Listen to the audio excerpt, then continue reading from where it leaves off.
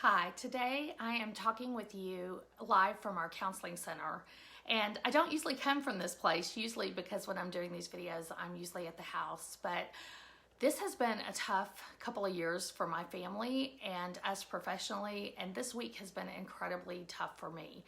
I lost a client on Monday very suddenly, and then today I found out about a coworker in Kingdom Ministry who died very suddenly last night, leaving behind children as well. And so I wanted to talk to you a little bit about grief, just some basic things to remember about grief. And I see some of you are joining us. Thank you so much, Lindsay, for coming on. I want to talk to you a little bit about how you can just talk to your kids about grief as well. So I'm going to start by talking to you a little bit about grief and just the stages of grief that have been around for years, but you may have forgotten. Kubler-Ross, who's the founder of grief therapy, really began, and I learned this in seminary actually, in a ministry class, with DABDA. And DABDA stands for denial, which is like shock. And most of you may be experiencing that right now if you are hearing about the loss of someone you care about, or if that's happened to you before. I also have a staff member who lost her grandparents suddenly yesterday, and I know that she said to me today, it just doesn't even seem real. And that's very, very common. When you first experience grief, you're going to experience a lot of unrealness. I know on Monday, I just felt like I was still going to see my client again. He was young, he was only 18, and we expected him to live for a long time, and it just seemed unreal that he had passed so quickly. And so there's just a lot of shock. It just seems unreal. And then over time, waves. I love to describe grief to kids as like waves. Those waves of grief will come over to you and it will seem more real. And then a lot of times after the shock is anger. I know I was talking to somebody this morning and they're like, I know that God is good and I know he uses everything for good, but this particular situation just seems wrong. And we often feel a lot of anger that the loss is sudden, that we didn't get to say goodbye to someone, that they were so young.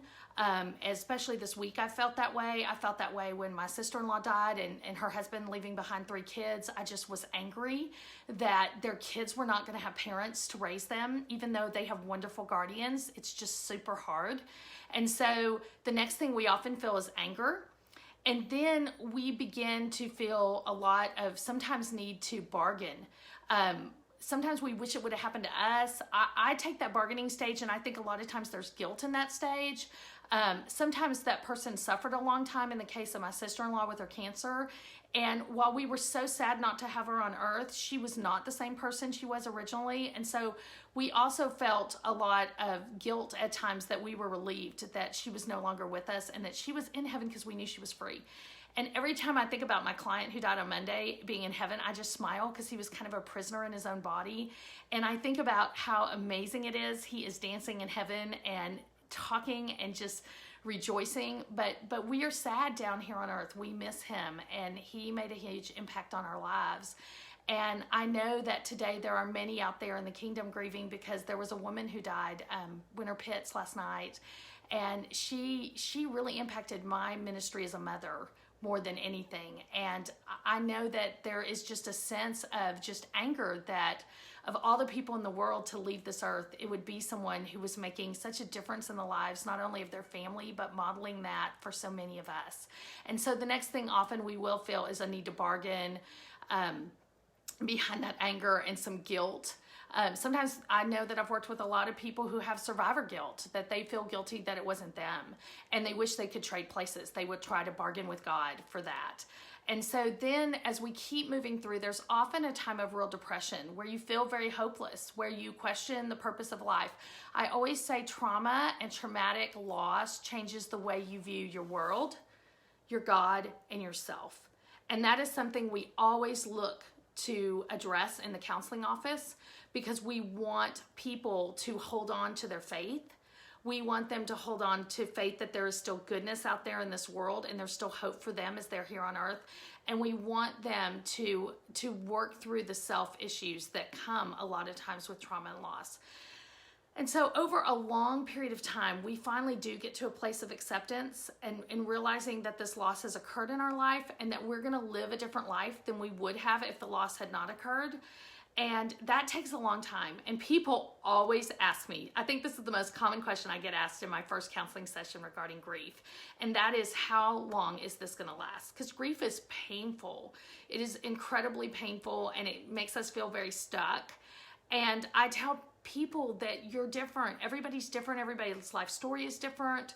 A lot of times for my moms who lose a spouse very young, and they have small children behind them, that spouse spends the first year taking care of the kids and all the logistics that come with losing a partner, and they don't even begin to deal with their own grief right away.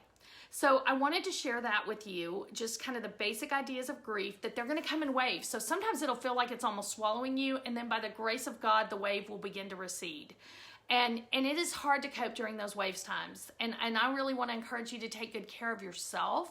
If you're grieving during those times when the waves hit you, teach others around you to take good care of them. Now, a lot of people say, you know, what do you do? Like, I was in a car driving my daughter to camp when I found out that I had lost this client. And I want to say to you, I think it's important to be real in front of our kids. It was very obvious that something had happened on that phone call, and I was in shock. And then I very quickly came to a traffic light and kind of put my head on the steering wheel and broke down. And that is normal and that is natural. And I told my daughter that I had just found out about a loss, and I was just in shock, and at the same time incredibly feeling a lot of sadness at that moment. And I think it's okay to let your kids see that. I think it's important to model that for them. I think it's important to follow that with our faith and our hope in the afterlife. And so I said to her, while I am super sad for his family and for the grief that they're going to suffer, and even for my own loss of just, he was a light in this world, I at the same time am so grateful that he is in a better place. And it's a great chance for us to teach our kids about faith as well. So I'm going to talk to you more about how to talk to your kids about death in another Facebook Live in a couple of minutes. But I wanted to separate these in case that's not as of interest to you. But I want to share with you some resources we use at the Counseling Center that you might be interested in. I'm going to put these up here. They're going to be kind of flipped, but at least you'll be able to see them. These are called Care Notes, and you can order these online. Some of them can even come through Amazon, and they have lots of care notes on grief. What I love most about these, and I use these a lot when I'm training Stevens ministers, is they're super tiny. This is just a couple of pages, but this is 30 days of praying through grief. What a great little pamphlet to give somebody, because handing them sometimes something really large is very overwhelming to them.